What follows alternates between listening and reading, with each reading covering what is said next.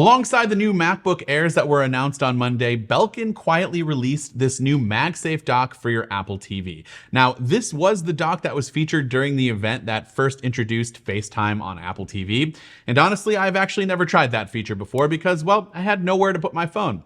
Until now. Now, there's not really much inside of the box, but I do highly recommend checking out the included guide for best practices on setting up your stand and your iPhone with your TV. It does include some very helpful do's and don'ts, as well as some other different mounting options. You can even lay it flat like this on a shelf. Say you have your TV above a fireplace and then there's a shelf underneath it. You don't really want to climb up on a ladder to get to your TV. That would be the case for me. So you can just put this on the shelf and angle it down and however you want, and you have it set. Now, here at the studio, I can just place it directly on top of my TV. Now, once you're set up, the rest is super simple. As long as you have a second gen Apple TV 4K model, FaceTime will already be installed. If you don't see the FaceTime app, your Apple TV is not compatible.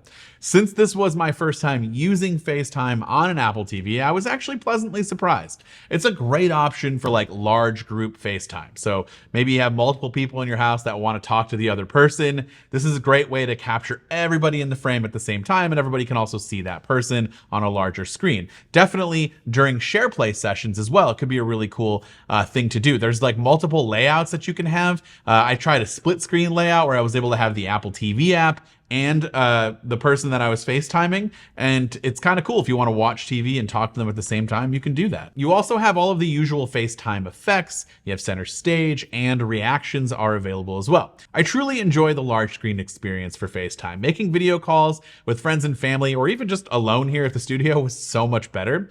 While I'm not sure how often I'd personally use this, besides maybe FaceTiming with like grandparents and having my kids involved, it's a lot better than just like holding up your phone and everybody huddling around you.